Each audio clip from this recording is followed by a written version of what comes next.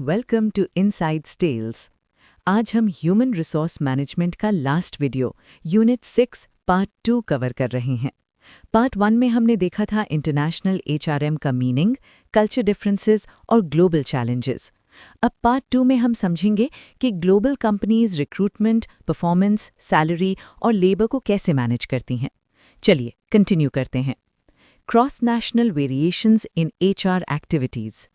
Meaning, cross national variations in HR activities का मतलब होता है डिफरेंट कंट्रीज़ में एचआर प्रैक्टिसेस अलग अलग होती हैं क्योंकि कल्चर, लॉज, इकोनॉमी और वर्क वैल्यूज़ अलग होते हैं। सिंपल वर्ड्स में एचआरएम यूएसए में अलग होता है, इंडिया में अलग और जापान में अलग। Why HR practices differ country to country. 1. Culture. कुछ कंट्रीज़ में टीम वर्क इम्पॉर्टेंट, कुछ में इंडिविजुअल परफॉर्मेंस। एग्जाम्पल, जापान में ग्रुप वर्क, यूएसए में इंडिविजुअल अचीवमेंट। 2. Labour laws. हर कंट्री के अलग लेबर रूल्स होते हैं। Salary, working hours, leave, termination rules अलग। एग्जाम्पल, यूरोप में जॉब सिक्योरिटी स्ट्रांग होती है, यूएसए में flexible firing. 3. Education and skill level. Skilled workers का लेवल हर कंट्री में अलग। एग्जाम्पल, जर्मनी में टेक्निकल स्किल्स स्ट्रांग, इंडिया में आईटी और service skills. 4. Economic conditions. Rich countries ज़्यादा सैलरी दे सकती हैं, डेवलपिंग कंट्रीज में लेबर चीप होता है। 5. Trade unions. कुछ कंट्रीज में यूनियंस स्ट्रांग, कुछ में वीक। एग्जाम्पल, इंडिया में यूनियंस पावरफुल, यूएसए में limited. 6. Management style. Autocratic, democratic, participative. Culture के हिसाब से स्टाइल चेंज होता है। Examples of cross national differences. Country, HR style. USA, performance based पे। Japan, lifetime employment. India, job security plus loyalty. Europe, strong labor laws. In short, cross-national variations in HR activities refer to the differences in HR practices across countries due to culture, laws, and economic conditions. International recruitment. Meaning, international recruitment का मतलब होता है company का different countries से employees को higher करना ताकि global operation smoothly चल सकें। सिंपल वर्ड्स में फॉरेन कंट्रीज से टैलेंट हायर करना is international recruitment. Y international recruitment is needed? Global business expand करना, राइट स्किल्स हर कंट्री में अवेलेबल नहीं होती, इंटरनेशनल क्लाइंट्स और कल्चर हैंडल करना, एडवांस टेक्नोलॉजी और एक्सपर्टीज लाना। Sources of international recruitment. Host country nationals, HCN। जिस कंट्री में कंपनी ऑपरेट कर रही है वहीं के लोग। एग्जाम्पल, इंडिया में US company Indian employees hire करे। 2. Parent country nationals. कंपनी के होम कंट्री के employees. Example, US manager India branch में काम करे। 3. Third country nationals. Third country के लोग। Example, UK employee working in India for US company. Process of international recruitment. 1.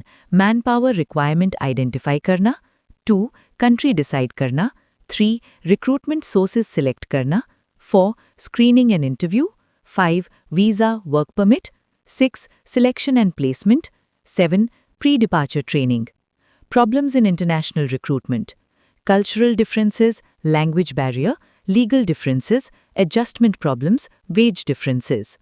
In short, international recruitment is the process of hiring employees from different countries for global business operations.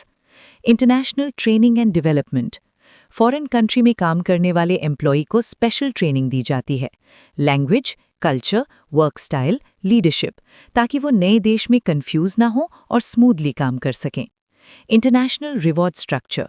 Global employees को normal salary से ज़्यादा benefits मिलते हैं। Basic pay, foreign allowance, housing, travel, medical, tax protection. Goal simple होता है, employee foreign posting happily accept करे। International labour management. Meaning, international labour management का मतलब होता है डिफरेंट कंट्रीज में काम करने वाले एम्प्लॉयज़ को इफेक्टिवली मैनेज करना। सिंपल वर्ड्स में ग्लोबल एम्प्लॉयज़ को हैंडल करना is international labour management. Why it is important? Multinational companies के वर्कर्स अलग अलग कंट्रीज में होते हैं। कल्चर, लॉ और वर्क स्टाइल सब जगह अलग होता है। कंपनी को सबको एक साथ एफिशिएंटली मैनेज करना होता है। Major areas of international labour management. 1. Recruitment and selection. Different countries से राइट एम्प्लॉयज़ हायर करना। 2. Training and development. Foreign employees को कल्चर, लैंग्वेज और जॉब के लिए ट्रेन करना। 3. कॉम्पनसेशन एंड बेनिफिट्स, हर कंट्री के कॉस्ट ऑफ लिविंग के हिसाब से सैलरी देना। 4. लेबर लॉज कंप्लायंस, हर कंट्री के लेबर लॉज फॉलो करना। 5. परफॉर्मेंस मैनेजमेंट, एम्प्लॉयज़ का परफॉर्मेंस इवैल्यूएट करना। 6. इंडस्ट्रियल रिलेशंस, ट्रेड यूनियंस और वर्कर्स के साथ healthy relation banana. Problems in international labour management, cultural differences, language barrier, legal differences, adjustment problems, wage differences. In short, international labor management is the process of managing workforce across different countries in a multinational organization. Unit 6 Final Summary.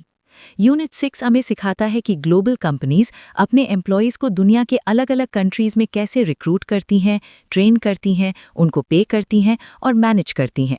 Part 1 में हमने global HR के challenges और culture देखा और part 2 में हमने recruitment, performance, reward और labour management समझा। इसके साथ ह्यूमन रिसोर्स मैनेजमेंट का सिलेबस कंप्लीट हो गया। Thank you for watching. अगर आपको ये HRM सीरीज़ हेल्पफुल लगी तो लाइक, शेयर और सब्सक्राइब ज़रूर करें।